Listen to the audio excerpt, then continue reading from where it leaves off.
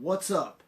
This is, once again, another one of these. We're going to start testing these out. I'm going to start doing these at about 8 in the morning. These are going to be pages updates, is the best way that I can explain them. And the whole point to coming in here and doing these is that I've been doing all of the... I thought about doing these as videos for my YouTube channel, but the more that I thought about it, the more I thought it would be better to do these as basically as videos, live videos. And then as I get more used to this whole format, I can stop off, get myself something to drink, step in here, and I will review whatever books I happen to read that day. This is going to be called Pages Update. And hopefully, if everything goes right, these should be going live at about 8 in the morning every other day or whenever I happen to have read books. So, let's go ahead and get this going. And as I said, this is a working format, so these videos will change as I go through this. But regardless, first book today was Green Lanterns. This was issue 16. Now, this is the team-up that supposedly we were all waiting for.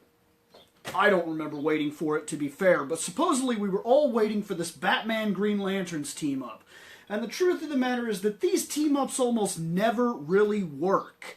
The thing about the Green Lanterns, and when they do, or even if there's just a Green Lantern, Green Lanterns don't really get along with Batman. It's something weird.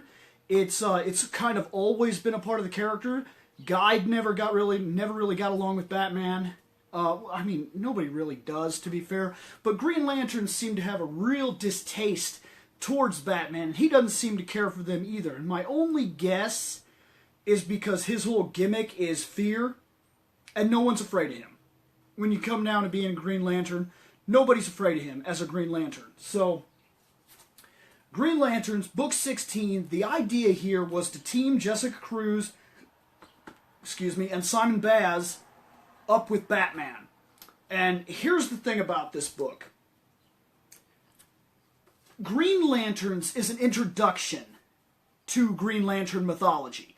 Pretty much, if you're reading Hal Jordan in the Green Lantern Corps, they expect that you already know what's going on, that you have a working knowledge of how the franchise has been, where Green Lanterns is trying to introduce everything. And if you finish reading Green Lanterns, supposedly you'll be fully introduced. So the first story arc, it dealt with the Red Lanterns. And the second story arc kind of went into the Phantom Lantern stuff that was going on. And also talked about the Guardians and a couple of other little details like that, trying to introduce you to the Green Lanterns and explain how the rings work and things like that. Well, this book is trying to dig into the Sinestro stuff. Basically what's going on here is, for reasons, Batman is having an issue in Gotham and he doesn't exactly know what's going on. I mean, he kind of knows, but he doesn't know. And he calls 2 Green Lanterns. And he gets them to Gotham and he says, we're having a problem with fear. For some reason, people are being infected by fear. And whatever is going on, Batman, I guess, can't figure it out for himself, that makes no sense, to be fair. But most of the Green Lanterns book, you have to take it with a grain of salt because they're not necessarily right. And that's just the way it is. And yes, I did shave. Basically what's going on is there are these videos that are circulating through Gotham. And they're circulating through Gotham through like a YouTube, I guess, is the best way that I would put that. And as they're going through Gotham, this video is going viral where these people watch this video and it says, Batman is to be feared, he's not good for us, he's bad for our city, and he's a disease, and blah, blah, blah. And then they get infected with fear and they go crazy. And so he calls in these Green Lanterns and he says, I believe I'm dealing with a yellow ring. I think this has to do with something with the Sinestro Corps. And the Green Lanterns tell him, well, as far as we're concerned, that's not the case, because our rings would have told us by now that that's what's going on. Long story short, basically what's going on is somehow a Sinestro power, a yellow power, which I don't understand how this would work, is being fed through the video. So the video feed goes through, and then if you were watching this video, there would be kind of yellow light masked in the background of the video. That causes you to feel fear, and then you get the rampaging fear disease that a lot of the Green Lanterns suffered back when they very first reintroduced Parallax back into the central battery, and then it caused all the Lanterns to go crazy with fear. That's what's going on. At the end, they do kind of a shock reveal, but I'm not 100% sure what that shock reveal meant, and I'm simply not going to tell you what it was, because one, if you're interested in these books, that's one thing, and the second reason I'm not going to tell you is, quite honestly, I don't understand what they're trying to get at. It looked like I was supposed to know, but I don't know, okay? Next, moving right along, we had the Hal Jordan and the Green Lantern Corps. This is issue 14. This finally starts the story arc to find Saint Walker.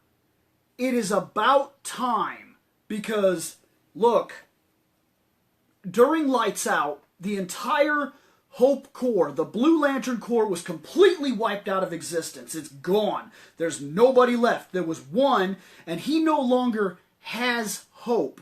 So the ring was just kind of following behind him like in a weird blue bubble, and would just kind of float behind him. And so St. Walker was walking around with no powers.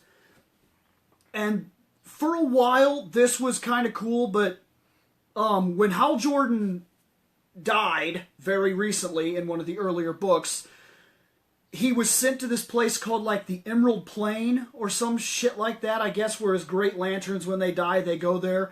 Which that's up for debate too. I'm wondering if he saw something in his mind's eye and that was how his mind interpreted it. Because technically he was in the ring. And we've seen where this has happened before, such as when Hal Jordan and Sinestro got sucked into the Black Ring on Blackhand. And then they were like inside like the Black Plane or some shit like that. And they met all these dead lanterns that had been infected by the Black Ring before and things like that. So we've seen this kind of thing before. I think he was in the ring, and somehow the memories of the Green Lantern Corps are in there. Regardless, they tell him he must find hope. That something is coming for the universe, and if we don't have the Hope Lanterns back, we're screwed. We're not going to make it.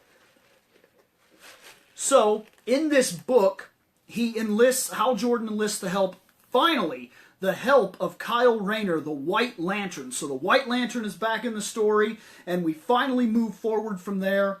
And they go off to this planet where supposedly there's an inkling of hope, a real strong source of hope. But the Green Lantern ring cannot detect it because of these creatures that live on this planet. Convenient story plot device, insert here. And the White Lantern, he's different because he has control of the entire spectrum except for black, which is death, and that would be weird because he's the life equation.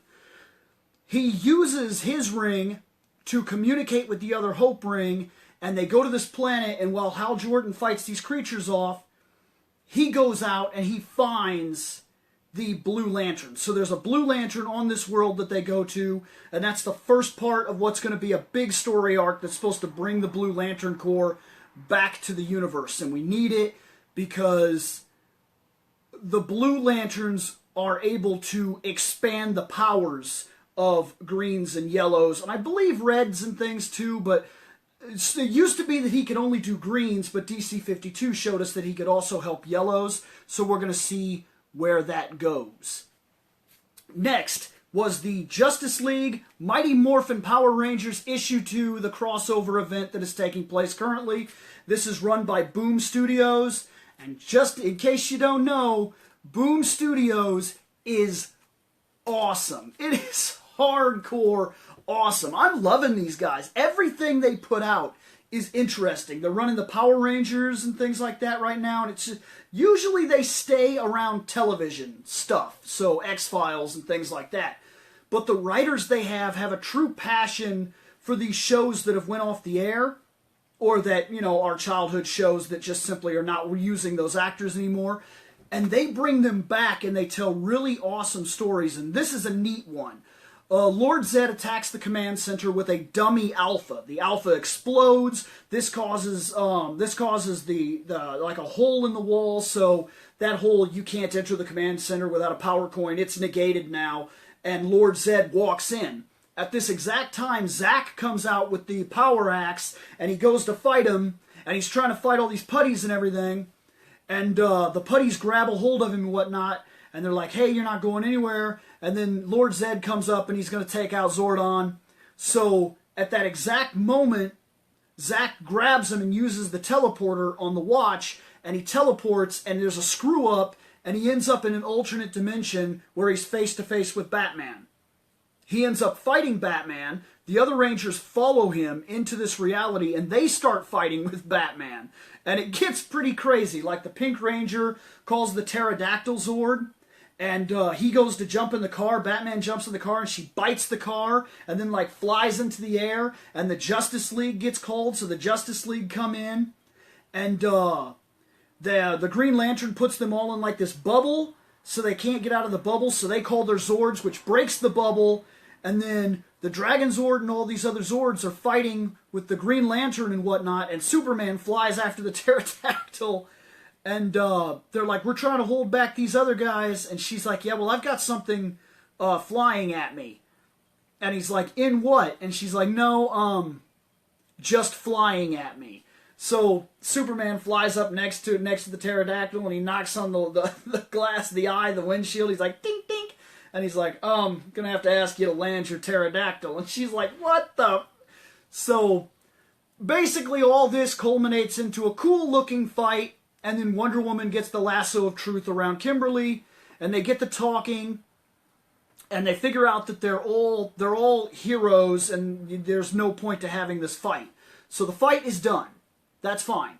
Now, as soon as the fight is done, we're told that the reason the Rangers won't simply go home is because when Zack teleported, he accidentally teleported Lord Zed with him. Lord Zed finds himself waking up in a bottle, and an overseer is looking into the bottle at him. And this makes Lord Zed mad because he's nobody's property. So he uses one of those bomb things on himself, and he grows out of the bottle and breaks out of the bottle. And then he's standing face to face with Brainiac. And then they get to talking, and they're going to team up. And it looks like this is going to become a Brainiac, Lord Zed type of thing. And Lord Zed basically says, hey, you want to collect the galaxy. I want to own the galaxy. What if I helped you take over this one? And so basically they cut a little bit of a truce, and Lord Zed tells him, what I'm going to need is I'm going to need to borrow some of these things here in these bottles. And then Lord Zed starts setting whatever these things are, little like octopus creatures. But then of course he takes them out of the bottle and he uses his bombs and sets them loose on the Earth. And there's a full-scale Justice League warning, and the Justice League, that's where the comic really ends, is them going out. This is only the second part to the story arc. I'm going to be honest, I don't know how long this is. It might be 5-6 books. It's really interesting. The art is not bad. It's a little offsetting, especially if you're reading a lot of the, because the Rangers look fine, because this is the artwork that Boom Studios has been going with. But it does look a little weird on Superman and them, because if you've been reading the Justice League Rebirth, they don't really look like that. But they're close enough representations to where I let it go. And of course, with comic books, you got to learn to just enjoy what you got. Next is Red Sonja, issue 2. Dynamite brought this back. I was kind of excited to see that Red Sonja was back. For those of you that don't know, Red Sonja is kind of an old comic. She had a lot to do with Conan the Barbarian and whatnot, and of course there's an old movie you can watch, and I'm not going to tell you it's very good, but there was an old movie for Red Sonja, and there's a couple new Blu-ray movies for Red Sonja that kind of cover a couple of her storylines, kind of like motion comics and whatnot.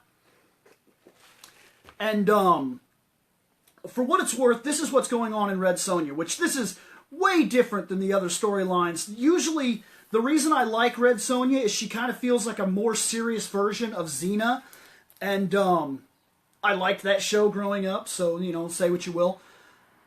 basically what's going on is she was fighting against this guy. I'm not going to tell you what exactly was happening. You'd have to read this. But in order to be rid of her, he flings her into the future, almost like a Samurai Jack, if you want to get technical. She wakes up in the sewers of New York, and then she's like, what the shit is going on?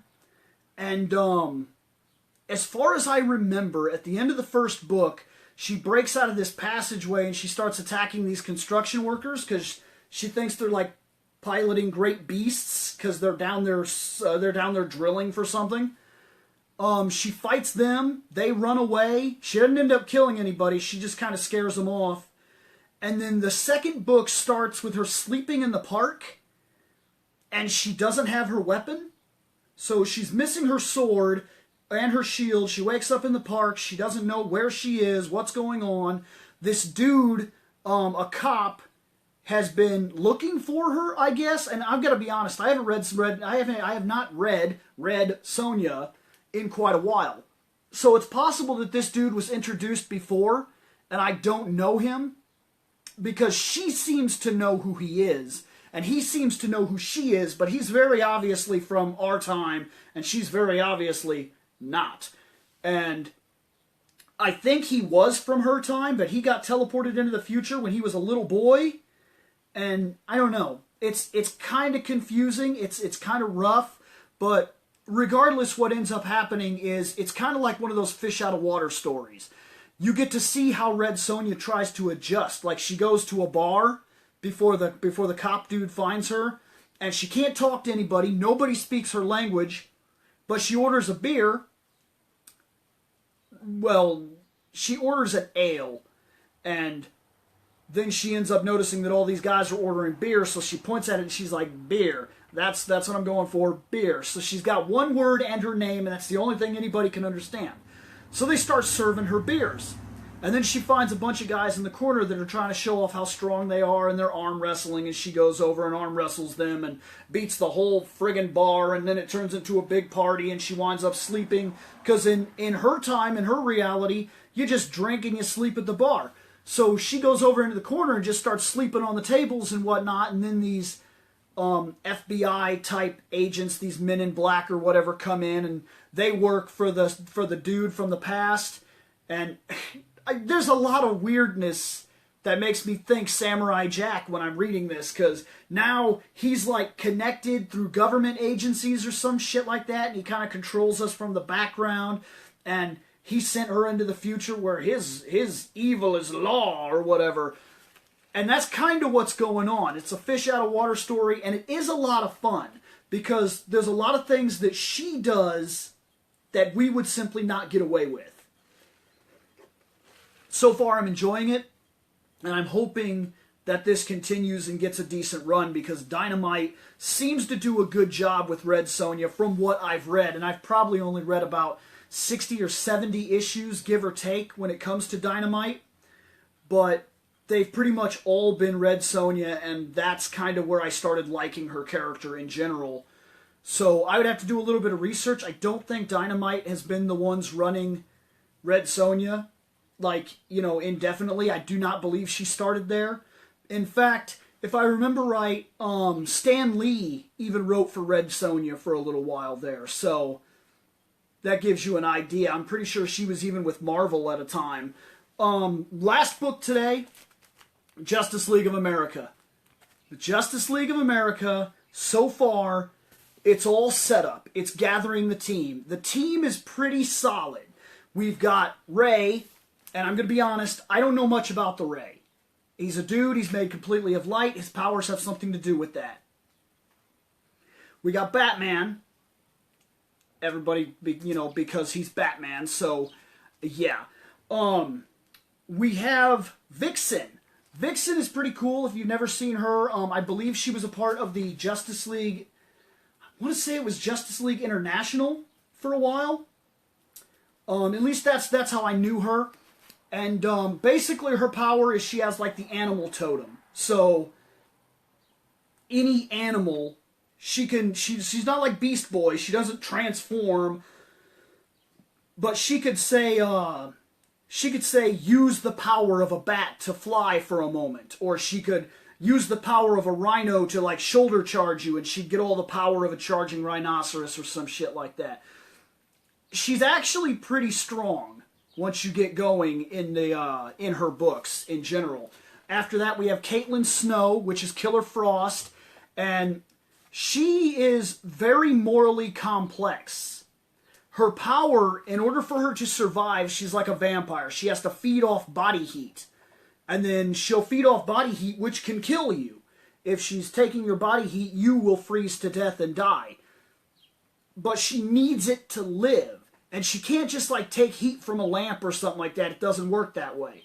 So she's dangerous, but at the same time, she doesn't want to be what she is.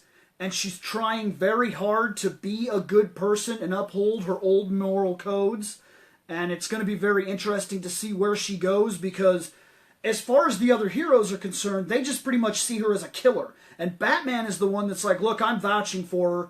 She saved my life and the life of the entire Justice League in the Justice League versus Suicide Squad event, which was awesome, by the way. The other character that we have, which I guess it's cool, I don't really care too much, Black Canary. I'll say that I do like her new outfit. For me, it's new. I haven't been reading the Green Lantern books. It's fairly reminiscent of the original outfit, but it has just enough kind of new feeling that it feels and looks a little more interesting. Seems a little more battle accurate, like you could actually fight in it, even though she's still, like, armored out in fishnets, which is ridiculous to say the least. I mean, look, say what you will about her skin-tight leather, but Vixen has the power of every animal on the planet, so she'll be fine. But then, the last two members we have is the Atom, and it's not Ray Palmer, it's his assistant. So that's pretty cool. Ray Palmer is still lost in the miniature verse, or whatever that's, the microverse. He's still lost somewhere in the microverse, and his partner's been looking for him. Aside from that, the last person on the team, the real holy shit, is Lobo. Lobo was being controlled by Max Lord. And Batman broke the mind control in the most douchey way possible. Blew his head up. Bam! Blew the main man's head right off his shoulders. Bow! It was paste everywhere. He went down when his head grew back. For those of you that don't know about Lobo, and I noticed this too, by the way, when Batman killed Lobo, the internet went crazy. I was on Twitter that night, and everybody was like, what the? Batman just blew his head off. And I was like, he'll be fine. Honestly, I don't know how to kill Lobo.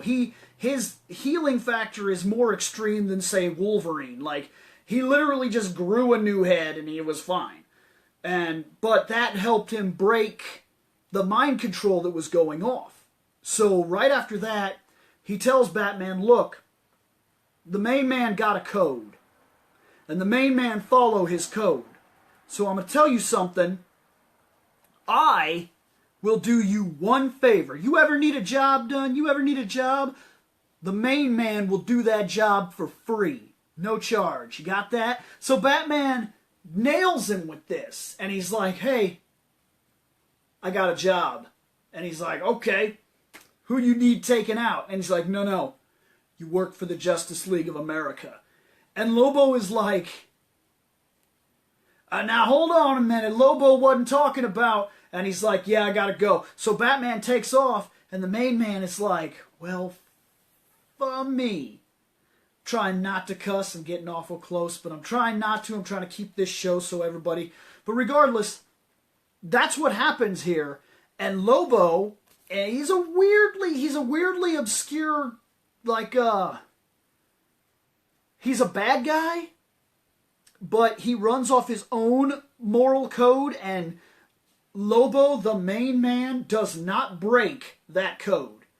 Period. So now that Lobo's said, hey, I'll do a job, that's it. He's in. He's in the league.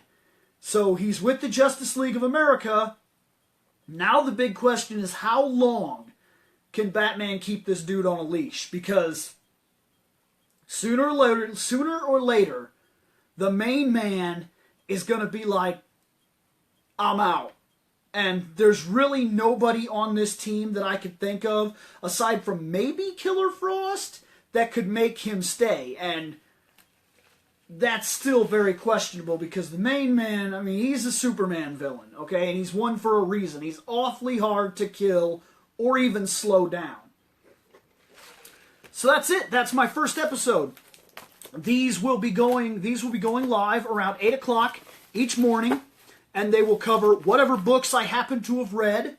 And as I said, this is still a beginning format. I'm going to work on how this is done, how I might move around or something like that, or I might even set this up so that I can like walk back and forth and be more open environment. Right now, I'm just kind of sitting in this chair, and believe it or not, you've noticed me do all this kind of stuff and whatnot as I'm sitting here, because this is awkward for me. I'm very used to moving around unless we're doing the podcast, and then I'll sit there with the microphone from the soundboard or whatever. So these are going to be a learning experience, but I believe they're important because I'm trying to get to a place where I could do live shows.